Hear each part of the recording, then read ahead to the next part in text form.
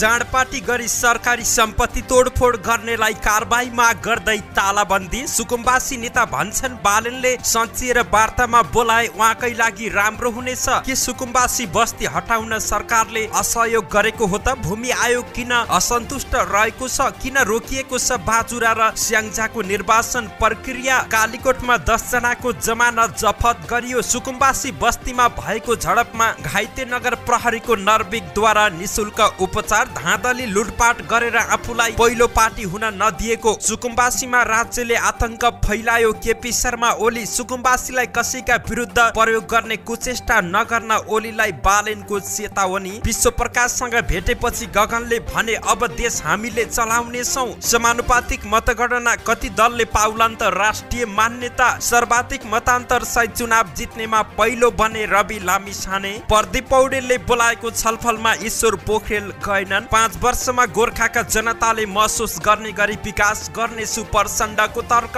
धरानबाट समाजवादको सुरुवात भइसकेको हर्क साम्पाङको भनाई। यसपालिको चुनावबाट देउवाको नाममा बन्यो नयाँ रेकर्ड। फ्री भिसा फ्री टिकटमा श्रमिक मलेसिया पठाउन व्यवसायीलाई मन्त्री कुँवरको निर्देशन। शल्यक्रिया गरिएकी महिलाको मृत्यु सब बुझ्न अस्वीकार। मेलम्ची आसपासका बासिन्दालाई सतर्क रहन सूचना। टिकटक लाइभ गर्दै ट्रक चलाउने चालक ट्राफिक प्रहरीको कारबाहीमा। काठमाडौँबाट सिमरा उडेको बुद्धको जहाज अवतरण नगरी काठमाडौँ फिर्ता। एमसीसी परियोजना सुरु। विद्युत प्रसारण लाइन निर्माणका लागि ठेकेदारको खोजी हुँदै। दर्शकबिन नमस्कार, तपाईँ हेर्दै हुनुहुन्छ नेपाल पोस्ट। म गोविन्द सपगाई। आज मिति विक्रमसम्म 2079 साल मक्सिर 14 गते बुधबार, इस्वीसम्म 2022 नोभेम्बर 30 तारिक। यसै गरी आज मक्सिर शुक्ल सप्तमी तिथि पनि परेको छ। दर्शकबिन सदा जस्तै आज पनि देश तथा विदेशमा घटेका घटना, चलिरहेको मतगणनाको अन्तिम नतिजा, आउने क्रममा कुन दलले अग्रता लिएका छन् त, अहिलेसम्म राष्ट्रिय पार्टी बन्ने निश्चित भएका पार्टीहरू कुन कुन रहेका छन् त, एकीकृत समाजवादी के कति पछाडि रहेको छ त, अन्य दलहरूको मत के कति रहेको छ त, विशेष गरी मतगणना सम्बन्धी पछिल्लो अपडेट लगायत आज दिनभरि कहाँ के हुँदैछ त, शुभ बिहानीसँगै सम्पूर्ण अपडेटहरू लिएर यहाँ सामु उपस्थित भइसकेका छौँ। सकेसम्म हामीले देशैभरका अपडेटहरू छोटकरीमा भए पनि यहाँ सामु प्रस्तुत गर्ने कोसिस गर्नेछौँ। समाचार समय अवधिसम्म हामीसँगै रहनुहोला। आउनुहोस् समाचार सुरु गरौँ। जाँडपाटी गरी सरकारी सम्पत्ति तोडफोड गर्नेलाई कारबाही माग गर्दै तालाबन्दी भन्ने शीर्षकबाट।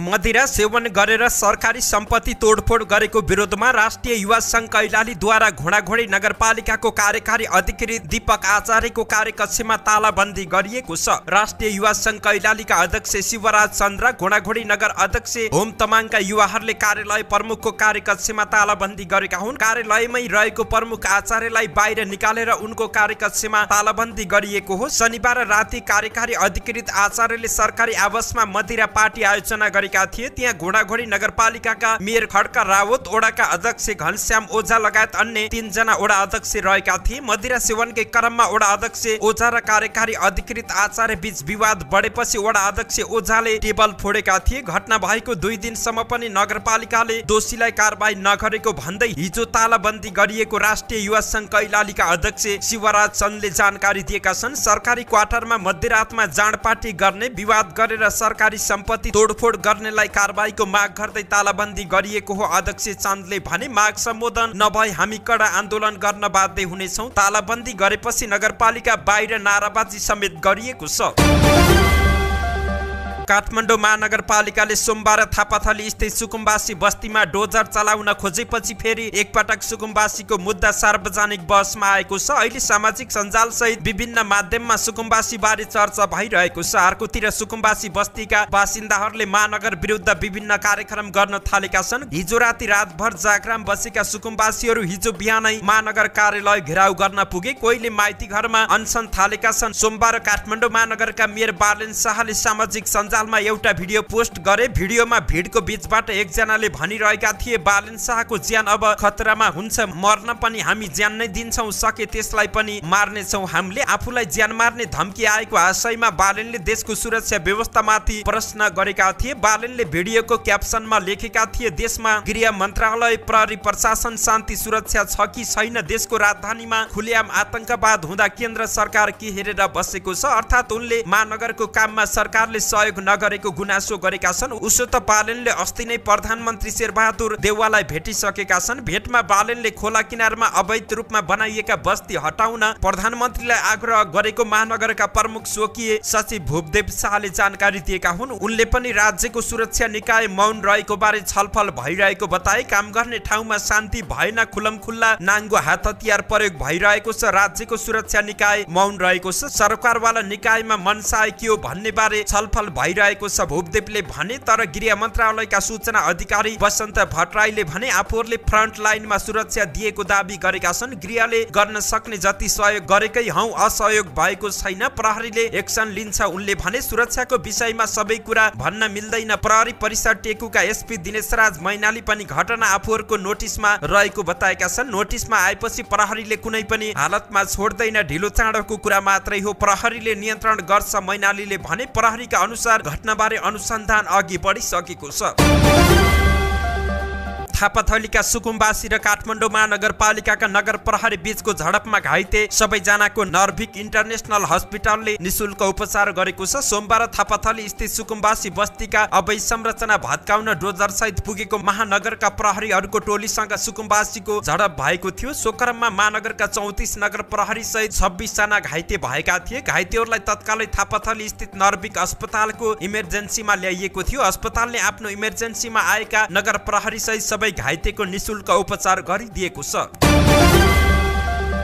मतदान सकिएको 17 दिनमा प्रत्यक्षतर्फ 3 क्षेत्रका दलहरूको बीच विवादका कारण निर्वाचन प्रक्रिया अगाडि बढ्न सकेको छैन। तीमध्ये एउटामा भने फेरि निर्वाचनको टुङ्गो लागेको छ। निर्वाचन आयोगका अनुसार बाजुरा र स्याङ्जा 2 मा निर्वाचन प्रक्रिया अवरुद्ध रहेको छ। प्रमुख दलहरू कांग्रेस र एमालेका कार्यकर्ताहरू बीचको विवाद र एकअर्का माथिको आरोप प्रत्यारोपका कारण मतदान प्रक्रिया माथि नै प्रश्न उठेको हो। यी 3 मध्ये दोलखाका 10 मतदान स्थलमा यसअघिको मतदान रद्द भएर आगामी बिहीबारका लागि फेरि मतदान हुने भएको छ। निर्वाचन आयोगले स्याङ्जा 2 मा भएको मतदान विवाद बारे अध्ययन भइरहेको जानकारी दिएको छ। स्याङ्जा 2 को चापाकोट लगायतका केही ठाउँमा एमाले उम्मेदवारले कांग्रेसमाथि बुथ क्याप्चर गरेको आरोप लगाएको छ। त्यसबारेको उजुरी निर्वाचन आयोगमा समेत परिसकेको छ। विवाद भइसकेपछि अध्ययनका लागि स्थलगत टोली पठाउने कि नपठाउने भन्ने बारेमा निर्वाचन आयोगका पदाधिकारीहरू बीच नै राय बाँचिएको थियो। आयुक्त ईश्वरी प्रसाद पौडेल बाहेकका आयुक्तले स्थलगत टोली पठाउनु पर्ने भनी बहुमतका आधारमा गरेको निर्णय अनुसार टोलीले स्याङ्जा 2 को स्थलगत अध्ययन गरिसकेको छ। बाजुरामा पनि आयोगले स्थलगत टोली पठाएर अध्ययन गरेको छ। निर्वाचन आयोगका प्रवक्ता शालिग्राम शर्मा पौडेलले अहिले स्याङ्जा 2 र बाजुराको हकमा छिटो निर्णय गरेमा मात्रै निर्वाचन प्रक्रिया सम्पन्न हुने भएकाले आयोगले प्राथमिकताका साथ काम गरिरहेको बताए। उनले यी दुवै विषयमा आयोगले प्राथमिकताका साथ काम गरिरहेको र निर्णय हुनसाथ थाहा हुने जानकारी दिएका छन्।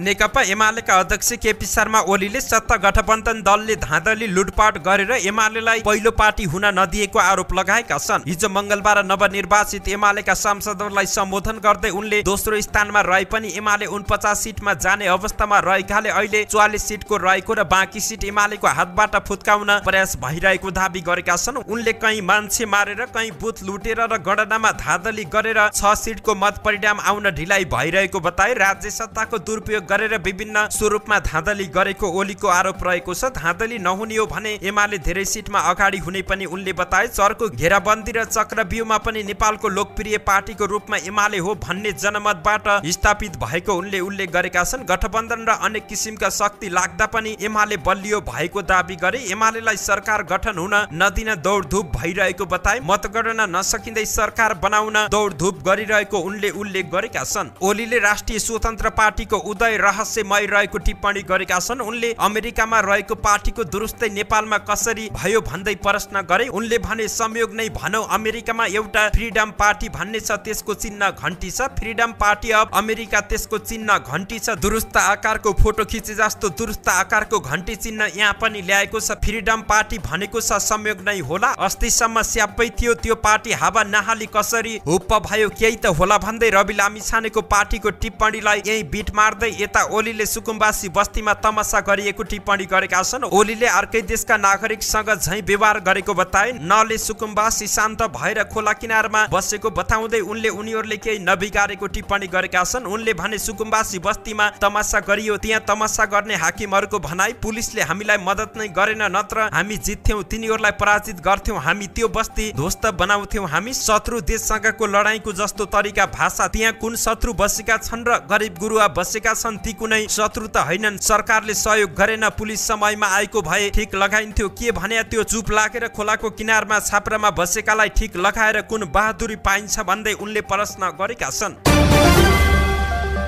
काठमाडौँ महानगरपालिकाका मेयर बालेन्द्र शाहले एमाले अध्यक्ष केपी शर्मा ओलीको अभिव्यक्तिलाई लिएर तीव्र आक्रोश व्यक्त गरेका छन्। ओलीले हिजो एक कार्यक्रममा सुकुम्बासी बस्तीमा डोजर चलाउने महानगरपालिकाको आलोचना गरेका थिए। सामाजिक सञ्जाल मार्फत बालेनले ओलीलाई आक्रोशित जवाब दिएका हुन्। उनले अधिकार सम्पन्न बागमती सभ्यताको आग्रह र समन्वयमा महानगरले आफ्नो जिम्मेवारी पूरा गरेको बताएका छन्। ओलीबाट आएको धारणा सामान्य विषय भएको पनि उनको भनाइरहेको छ। ओलीले मन्त्री र प्रधानमन्त्री हुँदा सुकुम्बासी समस्यालाई सम्बोधन गर्न नसकेको आरोप समेत उनले लगाएका छन्। 2047 यता 14वटा आयोग गठन हुँदा पनि काठमाडौँको सुकुम्बासी समस्या समाधान गर्न सक्नु भएन। मन्त्री र पटक पटक त्यो पनि 2/3 सरकारको प्रधानमन्त्री समेत हुनुभयो, तर सुकुम्बासीले भोगेका 32वटा जाडो देख्नु भएन। सुकुम्बासीहरू तपाईका लागि भोट बैंक मात्रै रहे बालेनले भनेका छन्। सुकुम्बासीलाई गुठी आन्दोलन जस्ता आफ्नो स्वार्थ विपरीतका कुराहरूमा प्रयोग गरेको पनि उनको आरोप रहेको छ। उनले थपे तपाईहरूलाई जनता, नदी नाला र नेवा सभ्यताको त्यत्रो माया भएको भए तपाईको नेतृत्वमा लोहिटी सुन्धारा सकाएर सेतो टावर किन ठडाउनु भयो? हनुमान ढोकाको पुनर्निर्माणमा नेवा सभ्यताको मौलिकता नासेर विदेशलाई निर्माण गर्न दिने कार्यलाई कसरी अगाडि बढाउनु भयो? यी सबै हेर्दा नेवा सभ्यता जोगाउने, नदी क्षेत्रको अतिक्रमण रोक्ने कार्यको तपाईले विरोध गर्नु असामान्य होइन। अब परिस्थिति फेरिएको छ, त्यसैले सकेको सहयोग गर्नुहोला, तर कसैका विरुद्धमा कसैलाई प्रयोग गर्ने कुचेष्टा नगर्नुहोला भन्दै बालेनले चेतावनी दिएका छन्। नेपाली कांग्रेसका महामन्त्री गगन कुमार थापाले नागरिकको भरोसालाई जोगाउन प्रधानमन्त्री बन्नका लागि आफ्नो आवश्यकता रहेको बताएका छन्। उनले लोकतन्त्रको सबैभन्दा महत्त्वपूर्ण कुरा भनेकै चुनाव र नागरिकको भरोसा भएकाले अहिलेको परिस्थितिमा युवाहरूको नेतृत्व देशलाई आवश्यक भएको बताएका छन्। उनले नेपाली कांग्रेसको तर्फबाट युवा पुस्ताले अब पार्टी र देशको नेतृत्व गर्ने समय आइसकेको बताए। हिजो मंगलबार संसदीय नेताको लागि पार्टीका अर्का महामन्त्री विश्वप्रकाश शर्मासँगको भेटपछि आफ्नै निवासमा महामन्त्री थापाले नेपाली कांग्रेसको युवा पुस्ताले देश हाँक्नुपर्छ भन्ने कुरा पार्टीको लागि पनि आवश्यक रहेको बताएका छन्। प्रतिनिधि सभा र प्रदेश सभा सदस्यको यही मक्सिर 4 गते सम्पन्न मतदानको मत परिणाम आउने क्रम अन्तिम चरणमा रहेको छ। पछिल्लो मत परिणाम अनुसार प्रतिनिधि सभाको समानुपातिक तर्फको यो समाचार संकलन गर्दै गर्दा हिजो रातिसम्मको अपडेट अनुसार मत परिणाम अनुसार प्रतिनिधि सभाको समानुपातिक तर्फ 98,56,194 मतगणना सम्पन्न भएको छ। निर्वाचन आयोगका अनुसार हालसम्म नेकपा एमाले सबैभन्दा बढी मत 26,51,672 मत प्राप्त गरेको छ। त्यसपछि बढी नेपाली कांग्रेसले 25,07,014 मत पाएको छ। नेकपा माओवादी केन्द्रले 11,31,983, राष्ट्रिय स्वतन्त्र पार्टीले 10,86,852, राष्ट्रिय प्रजातन्त्र पार्टीले 5,61,716, जनता समाजवादी पार्टी नेपालले 3,82,554, जनमत पार्टीले 3,42,088, नेकपा एकीकृत समाजवादीले 2,78,299 र नागरिक उन्मुक्ति पार्टीले 2,46,168 मत प्राप्त गरेको आयोगले जानकारी दिएको छ। यस निर्वाचनमा जम्मा 1,79,88,570 मतदाता रहेका थिए। त्यसमध्ये 61% अर्थात् करिब 1,09,00,000 हाराहारीमा मत खसेको थियो। राजनीतिक दल सम्बन्धी ऐनमा प्रतिनिधि सभाको निर्वाचन समानुपातिक निर्वाचन प्रणालीतर्फ खसेको सदर मतको कम्तीमा 3% मत र पहिलो हुने निर्वाचित हुने निर्वाचन प्रणालीतर्फ 1 सिट प्राप्त गर्ने दलले मात्र राष्ट्रिय दलको मान्यता प्राप्त गर्ने उल्लेख रहेको छ। प्रतिनिधि सभाका 1 सिट प्रत्यक्षतर्फ समानुपातिक तर्फ कम्तीमा 3 लाख हाराहारी मत प्राप्त गर्ने दलले मात्रै यस निर्वाचनमा राष्ट्रिय दलको मान्यता पाउने देखिएको छ। अहिलेसम्म 98,56,672 मतगणना हुँदा 7 दलले मात्र थ्रेशोल्ड सीमा पार गरिसकेका छन्। एमाले, कांग्रेस, माओवादी केन्द्र, राष्ट्रिय स्वतन्त्र पार्टी, रापरपा, जसपा नेपाल र जनमत पार्टीले गणना भएको मतबाट 3% भन्दा बढी मत कटाएका छन्। प्रतिनिधि सभा र प्रदेश सभा सदस्य निर्वाचनमा यही निर्वाचनबाट उदाएको राष्ट्रिय स्वतन्त्र पार्टीका सभापति रवि लामिछानेले सर्वाधिक 34,112 मतान्तरले चुनाव जितेका छन्। पूर्व सञ्चारकर्मी लामिछानेले चितवन क्षेत्र नम्बर 2 मा सत्ता गठबन्धनबाट उम्मेद्वार रहेका नेपाली कांग्रेसका केन्द्रीय सदस्य एवं राज्य मन्त्री उमेश श्रेष्ठलाई भारी मतान्तर सहित पराजित गरेका हुन्। यो क्षेत्रमा कुल 84,315 मत खसेको थियो। त्यसमध्ये लामिछानेले 49,300 अर्थात् 58.47% मत ल्याएर जितेका छन्। उनका प्रतिद्वन्दी राज्य मन्त्री श्रेष्ठले 14,988 मत ल्याएका थिए। काठमाडौँ 5 बाट प्रतिनिधि सभा सदस्यमा निर्वाचित प्रदीप पौडेलले बोलाएको आफूसँगै प्रतिस्पर्धा गरेका उम्मेद्वारहरूको सामूहिक बैठकमा नेकपा एमालेका वरिष्ठ उपाध्यक्ष ईश्वर पोखरेल अनुपस्थित भएका छन्। क्षेत्रको विकासका लागि सामूहिक प्रयत्नका लागि बोलाइएको छलफलमा यसै क्षेत्रका पूर्व सांसद पोखरेल छलफलमा नआएको पौडेलले बताए। यस क्षेत्रमा उम्मेद्वार भएका सबैलाई मैले छलफलमा बोलाएको थिएँ। निर्वाचित पौडेलले भने ईश्वर पोखरेल आउनु भएन, नयाँ सरकारको सुरुवात गर्न खोजेको हुँ। काठमाडौँ 5 बाट 15,269 मत सहित पौडेलले चुनाव जितेका थिए। उनका प्रतिद्वन्दी रहेका पोखरेलले भने 10,190 मत मात्र ल्याएका थिए। पौडेलले अन्य उम्मेद्वारले उठाएका राम्रा विषयलाई कार्यान्वयनमा लैजानका लागि आफूले सामूहिक छलफल गरेको बताएका थिए। नेकपा माओवादी केन्द्रका अध्यक्ष पुष्पकमल दाहाल प्रचण्डले देशको अबको आवश्यकता विकास र सुशासन भएको बताएका छन्। गोर्खा काठमाडौँ सम्पर्क मञ्चद्वारा ललितपुर खुमलटारमा आयोजित बधाई कार्यक्रमलाई सम्बोधन गर्दै उनले समाजवादको आधार तयार पार्ने समृद्धिको नयाँ यात्रा आर्थिक क्रान्तिका लागि गोर्खातिर आफ्नो ध्यान रहेको बताएका छन्। उनले भने राष्ट्रलाई एकता, समृद्धि र सुशासनतिर लैजाने उपयुक्त थलो हो गोर्खा। त्यहाँको जनताको भरोसा र विश्वासको र बलमा मैले राष्ट्रिय एकता पनि कायम गर्नुपर्छ र राजनीतिमा देखा पर्न खोजेका आवेग, असन्तुष्टि र निराशालाई पनि सम्बोधन गर्ने ढङ्गले गोर्खाली जनताको विश्वासको बलमा अगाडि बढ्नुपर्छ। सुशासन र विकासबाट नै जनतामा भरम छर्ने प्रवृत्तिलाई परास्त गर्न सकिने भन्दै प्रचण्डले आफूलाई गोर्खाली जनताले गरेको विश्वास र दिएको जिम्मेवारी पूरा गर्ने संकल्प गरेका छन्।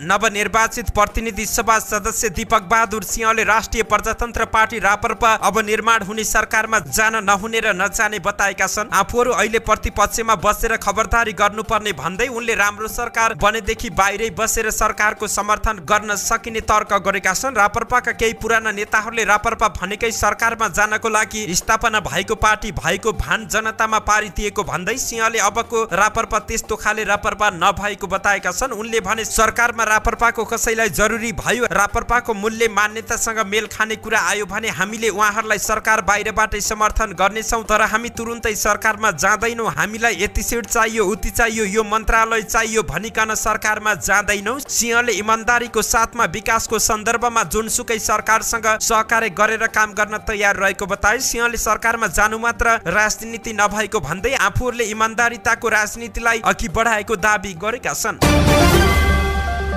नेकपा एकीकृत समाजवादीका अध्यक्ष माधव नेपालले राष्ट्रिय राजनीतिको विषयमा पनि आफूहरूले गम्भीर छलफल गरेको बताएका छन्। हिजो बसेको सचिवालय बैठकपछि उनले सञ्चारकर्मीसँग कुरा गर्दै भने हामीले निर्वाचनको बारेमा समीक्षा गर्यौं, खास गरी इलाम र उदयपुरको बारेमा छलफल गरेका छौं। इलाममा अनेकौं खालका विसङ्गतिहरू देखिएका छन्। हामीले इलामको बारेमा पुनः मतदानको लागि कानुनी बाटोमा जाने बारे छलफल गरेका छौं। इलाम 1 बाट नेकपा यसका सम्मानित नेता झलनाथ खनाल एमालेका महेश बस्नेतसँग पराजित भएका थिए। उनले आफूलाई धाँधली गरेर हराएको भन्दै कानुनी उपचारको बाटोमा जाने बताउँदै आइरहेका छन्। यस्तै देश अझै दक्षिणपन्थी बाटोमा जान सक्ने भएकाले सतर्क हुनुपर्ने बारेमा पनि गठबन्धन दलमा छलफल गरेको अध्यक्ष नेपालले बताए। सरकारको नेतृत्वबारे अहिलेसम्म कुनै छलफल नभएको र उनले वाम गठबन्धनको सरकार बन्ने कुनै सम्भावना नदेखिएको प्रश्न पारेका छन्। गुल्मीको क्षेत्र नम्बर 2 मा प्रतिनिधि सभा सदस्य पदमा निर्वाचित नेकपा एमालेका गोकर्ण विष्टलाई स्थानीय कृषकले फूलको मालाको सट्टा सुन्तलाको माला लगाइदिएका छन्। प्रतिनिधि सभा सदस्य पदमा निर्वाचित भएपछि मतदातालाई धन्यवाद दिन गाउँ गाउँमा पुगेका विष्टलाई फूलको माला लगाउने ठाउँमा सुन्तलाको माला लगाइदिएका हुन्। हिजो मंगलबार मतदातालाई धन्यवाद दिन रेसुङ्गा नगरपालिकाको वडा नम्बर 3 को भाँडा गाउँमा पुगेका विष्टलाई स्थानीय कृषकले सुन्तलाको माला लगाइदिएका हुन्। स्थानीय कृषि उत्पादनलाई बजारीकरण टेवा पुर्याउने उद्देश्यले सुन्तलाको माला लगाइदिएको स्थानीयको तर्क रहेको छ।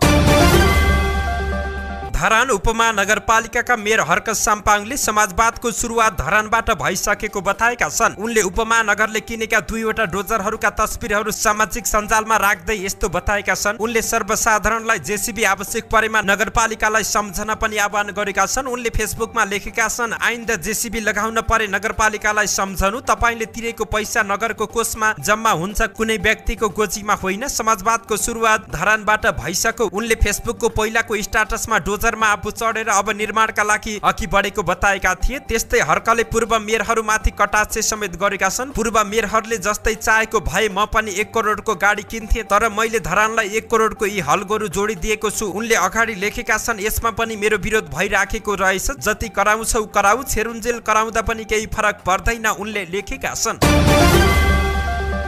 नेपाली कांग्रेसका सभापति समेत रहेका प्रधानमन्त्री शेरबहादुर देउवाले नेपालको संसदीय इतिहासमा जितको नयाँ रेकर्ड बनाएका छन्। एकै निर्वाचन क्षेत्रबाट लगातार 7औं पटक प्रतिनिधि सभा चुनाव जित्ने रेकर्ड देउवाको नाममा बनेको छ। लगातार 6 पटक चुनाव जितेर 7औं पटक चुनावमा होमिएका कांग्रेसकै नेता विजय कुमार गच्छेदार भने सुनसरी 3 मा पराजित भए। देउवाले भने गृह जिल्ला डडेलधुराबाट 2048 सालदेखि भएका सबै चुनावमा जित्दै आएका छन्। 77 वर्षका देउवा यसपालि 25,534 मतसहित डडेलधुराबाट निर्वाचित भए। उनका प्रतिद्वन्दी स्वतन्त्र उम्मेद्वार सागर ढकाल 13,042 मतसहित पराजित भए। देउवाले 2048, 2051, 2056, 2064, 2070, 2074 र 2079 मा भएका चुनावमा गरी लगातार 7औं पटक चुनाव जितेका हुन्। यसबीचमा देउवा गृहमन्त्रीदेखि प्रधानमन्त्री समेत भए। पहिलो पटक 2048 सालमा चुनाव जितेपछि उनी गिरिजाप्रसाद कोइराला नेतृत्वको सरकारको गृहमन्त्री भएका थिए। त्यसपछि 2051 मा देउवा प्रधानमन्त्री बने। त्यसपछि देउवा 5 पटक प्रधानमन्त्री भइसकेका छन्। अब नयाँ बन्ने सरकारमा पनि देउवा नै प्रधानमन्त्री भएमा उनी 6औं पटक प्रधानमन्त्री हुने देखिएको छ। श्रम, रोजगार तथा सामाजिक सुरक्षा मन्त्री शेरबहादुर कुँवरले वैदेशिक रोजगारीमा हुने विकृति र विसङ्गतिलाई रोक्न रोजगार व्यवसायलाई निर्देशन दिएका छन्। पछिल्लो समय वैदेशिक रोजगारीमा जाने नेपाली ठगिने र सम्झौता अनुसारको काम नपाउने गुनासो बढ्न थालेपछि यसको व्यवस्थापन गर्न मन्त्री कुँवरले व्यवसायलाई निर्देशन दिएका छन्। हिजो मंगलबार मन्त्रालयमा 1000 बढी कामदार मलेसिया पठाउने मेन पावर व्यवसायीसँग भएको छलफल कार्यक्रममा बोल्दै उनले वैदेशिक रोजगारीलाई मर्यादित र सुरक्षित बनाउन सबै मिलेर जानु को विकल्प नभएको बताएका छन्। मलेसियामा फ्री भिसा, फ्री टिकट भए पनि कामदारबाट चर्को रकम असुलेका खबर बाहिर आइरहेकाले यसको जिम्मेवार मेन पावर व्यवसाय नै भएको जानकारी गराएका छन्। मन्त्री कुँवरले व्यवसायीलाई भने सरकारले नीति नियम ल्याएको छ, फ्री भिसा, फ्री टिकटमा कामदार पठाउन श्रम सम्झौता गरेको छ, तर फेरि एकजना सामान्य परिवारको व्यक्ति मलेसिया जान लाखौं तिर्न बाध्य बनेको छ। यो विषयमा हामी पनि अनुगमनमा कडाई गर्छौं, तपाईहरुले पनि विशेष ध्यान दिनुहोला। साथै उनले वैदेशिक रोजगारीमा भइरहेको विकृतिलाई न्यूनीकरण गरी मर्यादित रोजगारी बनाउनका लागि सबै जिम्मेवारी हुनुपर्ने पनि बताए। उनले सरकारको तर्फबाट नीति नियम संशोधन गर्ने कुरा र अनुगमनको बाटो बलियो बनाउने कुरामा तयार रहेको समेत उल्लेख गरेका छन्।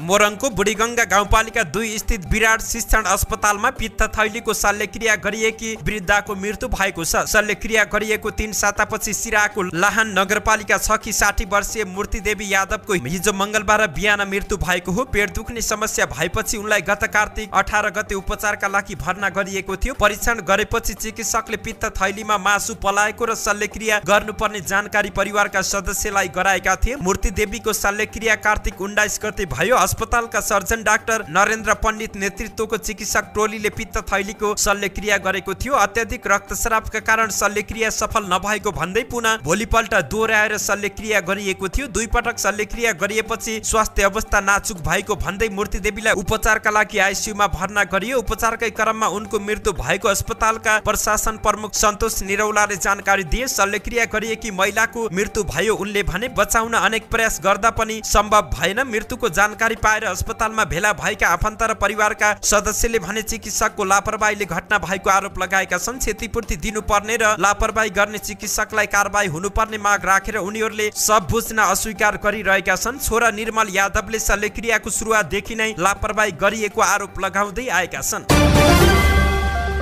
मेलम्ची खानेपानी विकास समितिले मेलम्ची नदी किनारका स्थानीयलाई सतर्कता अपनाउन सूचना जारी गरेको छ। समितिले सूचना जारी गर्दै समितिले मेलम्चीको पानी पथान्तरणको कार्य सोमबारदेखि सुरु गरिएकाले उक्त पानी पथान्तरणका क्रममा मेलम्ची नदीमा पानीको बहाव गडबड हुन सक्ने भएकाले सतर्क रहन सूचित गरेको हो। सुरुङ प्रवेश मार्गहरू सिन्धु, ग्याल्थुम, अम्बाथानबाट जुनसुकै समयमा पनि पानी झर्न सक्ने भएकाले सावधानी अपनाउन आग्रह गरिएको छ। माछा मार्न, वस्तुभाउ चराउन, खेतीपाती गर्न तथा अन्य जुनसुकै काम गर्न जाँदा विशेष सावधानी अपनाउन सो सूचना मार्फत अनुरोध गरिएको छ। गत जेठको दोस्रो सातादेखि बन्द गरिएको मेलम्चीको पानी पथान्तरणको कार्य सोमबारदेखि पुनः सुरु गरिएको छ। ट्रक चलाउँदै टिकटक लाइभ गर्ने एकजना चालकलाई ट्राफिक प्रहरीले कारबाही गरेको छ। सोमबार चितवनबाट काठमाडौँका लागि छुटेको प्रदेश नम्बर 01006 ख 3176 नम्बरको ट्रकका चालकले टिकटक लाइभ गर्दै गाडी चलाएको भनेर एनआरपी नाम गरेका प्रयोगकर्ताले ट्विटरबाट ट्राफिक प्रहरीलाई उजुरी गरेका थिए। फिसलिङबाट काठमाडौँतर्फ गुडिरहेको अवस्थामा उनले टिकटक लाइभ गरेको र जति बेला पनि दुर्घटना हुन सक्ने उजुरीका आधारमा काठमाडौँ उपत्यका ट्राफिक प्रहरी कार्यालयले ट्रक चालक मनोज कुमार श्रेष्ठ कारबाही गरेको हो। ट्रक चालक श्रेष्ठलाई जरिमाना र सचेतना कक्षा समेत दिएको काठमाडौँ उपत्यका ट्राफिक प्रहरी कार्यालयले जानकारी दिएको छ।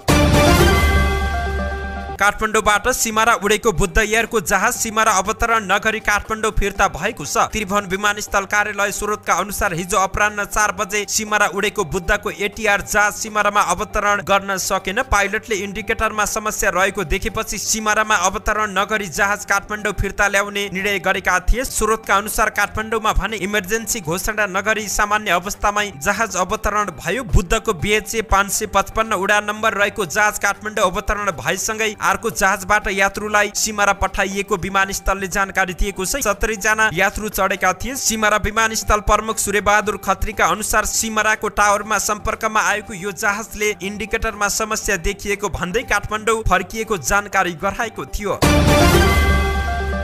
Millennium challenge account Nepal MCA नेपालले विद्युत प्रसारण लाइन निर्माणका लागि ठेक्का लिन चाहनेहरूको लागि आह्वान गरेको छ। MCA नेपालले लप्सीफेदी रातमाटे बुटोल प्रसारण लाइन निर्माणका लागि 3 वटा लटमा ठेक्काका लागि सूचना निकालेको छ। लप्सीफेदी रातमाटे न्यू हेटौडा पहिलो लट 170 किलोमिटर, दोस्रो लटमा रातमाटे न्यू दमौली 90 किलोमिटर र तेस्रो लटमा न्यू दमौली न्यू बुटोलबाट भारतीय सीमासम्म 108 किलोमिटर गरी कुल 315 किलोमिटर रहेका छन्। विद्युतीय प्रसारण लाइन निर्माणका लागि इच्छुक कम्पनीले 27 मार्चसम्म आवेदन दिन सक्ने MCA नेपालले जानकारी दिएको छ। यो ठेक्का पाउने कम्पनीले design, supply, delivery, installation, testing, commissioning सबै काम गर्नुपर्नेछ। सन् 2023 को अगस्तबाट निर्माणको काम सुरु गर्ने कार्यतालिका छ भने परियोजनाका सबै काम 2028 अगस्तमा सक्नुपर्ने यो आयोजना 5 वर्षमा निर्माण सम्पन्न गर्नुपर्ने कार्यतालिका रहेको छ।